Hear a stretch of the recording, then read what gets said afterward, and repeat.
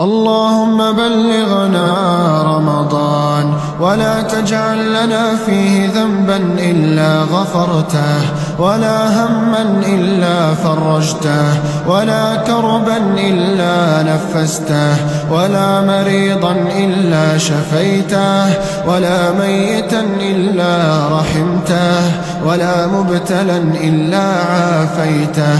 اللهم لا تحرمنا فيه أجر الصيام ولا القيام ولا أجر قراءة القرآن. يا خالق الكون والوجود، لمن نشكي وأنت موجود، بابك لم يكن مسدود. يا رب أعطنا النفس الراضية، وصدورا من الهموم خالية، وقلوبا بطاعتك صافية، وأنعم علينا بالعافية.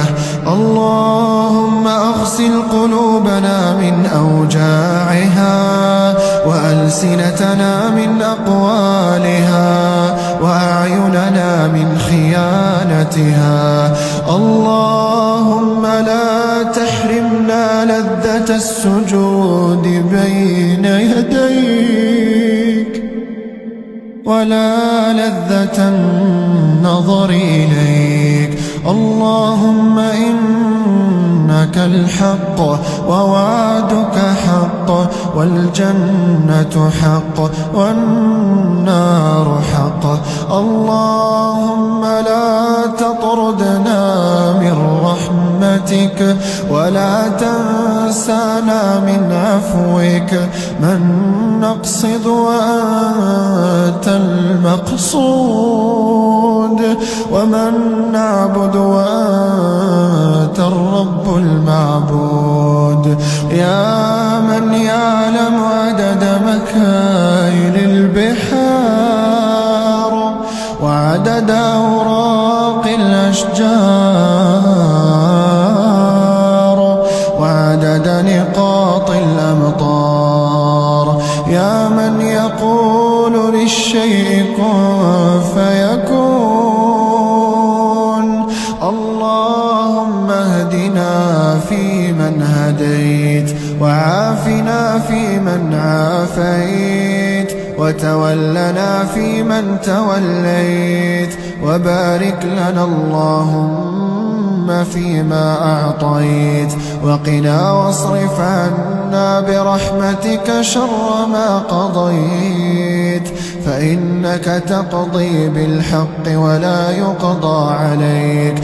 إنه لا يذل من واليت، ولا يعز من عاديت. تباركت ربنا وتعاليت، لا منجا ولا ملجا إلا إليك. نستغفرك اللهم من جميع الذنوب والخطايا، ونتوب إليك.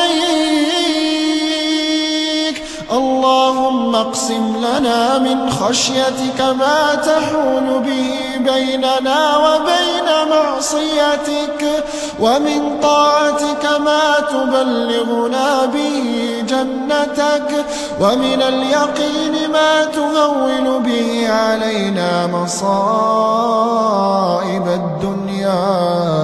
ومتعنا اللهم بأسماعنا وأبصارنا وقواتنا أبدا ما أبقيتنا وأحييتنا، واجعله الوارث منا، واجعل ثأرنا على من ظلمنا، ولا تجعل مصيبتنا في ديننا، ولا تجعل الدنيا أكبر همنا، ولا مبلغ علمنا، ولا إلى النار مصيرنا. واجعل الجنة ربي هي دارنا وقرارنا.